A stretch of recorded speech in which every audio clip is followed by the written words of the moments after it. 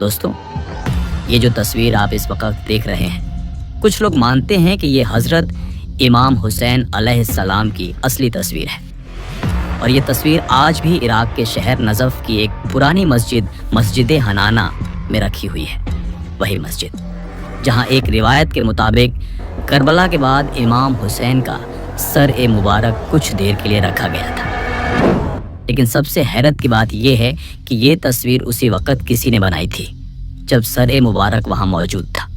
अब सवाल ये है कि वो शख्स कौन था, उसने तस्वीर कैसे बनाई और ये आज तक उसी जगह पर क्यों रखी है। इन सब सवालों के जवाब हम इस वीडियो में देंगे। और हाँ, जो भी बात हम करेंगे वो सुनी सुनाई नहीं बल्कि रिवायात और सबूत के साथ करेंगे, ताकि आपको सच जानने में कोई शक ना रहे। तो चलिए चलते हैं उस वाकये की तरफ जहाँ से ये सब कुछ शुरू हुआ, यानी करबला के मैदान की तरफ। दोस्तों, 10 मुहर्रम उल हराम, करबला का वो दिल दहला देने वाला दिन जब यजीदी लश्कर ने नवासे रसूल हज़रत इमाम हुसैन अलैहिस्सलाम और उनके बावफा साथियों को बेरहमी से शहीद कर दिया।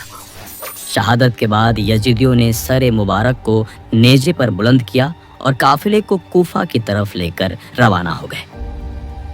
रास्ते में जब वो नजफ और कूफा के दरमियान पहुंचे तो रात हो चुकी थी। वहां एक मस्जिद थी जिसे आज मस्जिद हनाना कहा जाता है। रात गुजारने के लिए यजीदी लश्कर ने कुछ वक्त उसी मस्जिद में क़याम किया और यही वो जगह है जहां हज़रत इमाम हुसैन अलैहिस्सलाम का सर ए मुबारक कुछ देर के लिए रखा गया। रिवायात के मुताबिक इस मस्जिद के करीब एक फनकार मौजूद था जो नक्काशी और तस्वीर कशी में माहिर था। जब उसने देखा कि मस्जिद में कुछ गैर मामूली रौनक है और सर ए मुबारक को रखा गया है तो उसके दिल में एक अजीब कैफियत पैदा हुई। उसने फौरन अपना साजो सामान निकाला जिसमें हिरन की खाल भी शामिल थी, जो उस वक़्त की कीमती और मखसूस कैनवस मानी जाती थी। और उसने उस पर एक तस्वीर बनाई, एक चेहरा जो उसने न सिर्फ ज़ाहिरी तौर पर देखा बल्कि दिल की आंखों से महसूस भी किया। ये वही पेंटिंग है जो बाद में मस्जिद हनाना में सजाई गई और अरसा दराज तक वहीं मौजूद रही। ये मस्जिद आज भी इराक में मौजूद है और हर साल लाखों ज़ायरीन यहाँ आकर ज़ियारत करते हैं। शिया और सुन्नी किताबों में इस मस्जिद का तज़किरा मौजूद है। अहले तशय्युअ की मशहूर किताब बहारुल अनवार जिल्द 44 में भी मस्जिद हनाना का जिक्र आता है, जहाँ हज़रत इमाम हुसैन के सर ए मुबारक को रखने की रिवायत बयान की गई है। इसी तरह अहले सुन्नत के कुछ तारीखदान जैसे इब्न जौजी और इब्न असीर ने भी करबला के बाद के वाकयात में इस तरह के काफिले के क़याम का तज़किरा किया है, अगरचे मकाम का जिक्र वाज़ेह नहीं होता। जब वो ईसाई नक्श निगार अपनी जगह पर वापस आया तो उसने हैरत और खौफ के आलम में बताया कि वो तस्वीर जो उसने हिरन की खाल पर बनाई थी वो खुद से मुकम्मल हो चुकी है।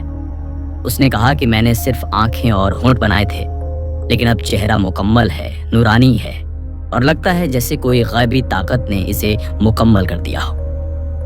ये सुनकर काफिले के बाकी अफारात और हज़रत इमाम ज़ैनुल आबिदीन भी इस बात पर हैरान हुए और उस नक्श निगार ने ऐलान किया, आज से मैं मुसलमान हूँ और मेरा दिल गवाही देता है कि हुसैन अलैहिस्सलाम हक के वारिस हैं। इस नव मुस्लिम मुसव्विर ने वो तस्वीर हज़रत इमाम ज़ैनुल आबिदीन को तोहफे में दे दी और कहा कि यह तस्वीर मेरे दिल की हिदायत का निशान है।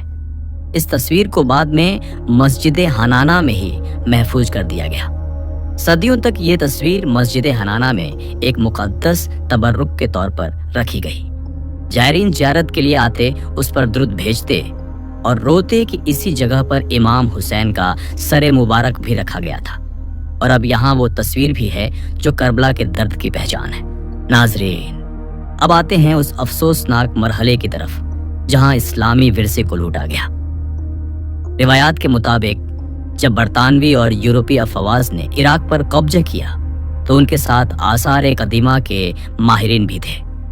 उन्होंने मस्जिद हनाना में मौजूद इस तारीखी तस्वीर को एक कीमती नमूना करार दिया और चोरी छुपे इसे यूरोप मुंतकिल कर दिया।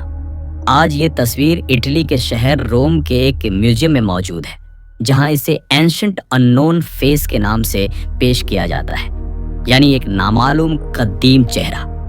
آج بھی اگر آپ مسجد حنانہ جائیں تو وہاں ایک تصویر آپ کو زیارت کے لیے رکھی ہوئی ملے گی، لیکن واضح رہے یہ تصویر وہ اصل تصویر نہیں ہے جو اس مصور نے بنائی تھی، بلکہ یہ ایک نقل ہے جو شاید پرانی تصویر کو دیکھ کر یا روایات کو بنیاد بنا کر دوبارہ بنائی گئی۔ زائرین اسی نقل کو دیکھ کر آنسو بہاتے ہیں اور امام حسین کے درد کو محسوس کرتے ہیں۔ ناظرین، آپ میں سے بہت سے لوگ یہ سوال ضرور کریں گے کہ کیا واقعی کسی عیسائی مصور کا ذکر روایات میں موجود ہے؟ تو میں واضح کرتا چلوں، اہل تشیع کی کتاب بہار الانوار جلد 44 اور مقاتل الطالبین جیسے تاریخی متون میں امام حسین کے سر مبارک کو مسجد حنانہ میں رکھے جانے کا تذکرہ ضرور موجود ہے، لیکن کسی عیسائی مصور کے تصویر بنانے کا واضح اور مستند تذکرہ نہیں ملتا۔ لہٰذا یہ واقعہ بعد کی عوامی روایات، زائرینوں کے بیانات یا ممکنہ طور پر روایات میں شامل کیے گئے قصے کا حصہ ہو سکتا ہے۔ ایسا بھی ممکن ہے کہ یہ تصویر ایک خیالی یا روحانی تصور پر مبنی ہو جو بعد میں نقل کے طور پر زیارت کے لیے رکھی گئی ہو۔ اب بات کرتے ہیں مسجد حنانہ کی۔ حنانہ عربی زبان کا لفظ ہے جس کا مطلب ہے رونے والی، کراہنے والی یا ہچکی لینے والی۔ کہا جاتا ہے جب امام حسین کا سر مبارک اس مسجد میں لایا گیا تو فضا میں سسکیاں تھیں، دیواریں ہچکیاں لے رہی تھیں، ستون کانپ رہے تھے۔ اسی کیفیت کی وجہ سے اس کا نام حنانہ پڑ گیا۔ یہ کوئی عام مسجد نہیں، بلکہ وہ مقام ہے جس نے واقعہ کربلا کے بعد کے لمحات اپنی آنکھوں سے دیکھے، بلکہ یوں کہیے اس کی دیواروں نے کربلا کے غم کو محسوس کیا۔ یہ مسجد عراق کے شہر نجف اور کوفہ کے درمیان واقع ہے۔ کوفہ سے نجف جانے والے راستے پر شہر سے باہر تھوڑا فاصلے پر واقع ہے۔ یہ مسجد ظاہری طور پر چھوٹی سی ہے لیکن روحانی حیثیت کے لحاظ سے بہت بڑی ہے۔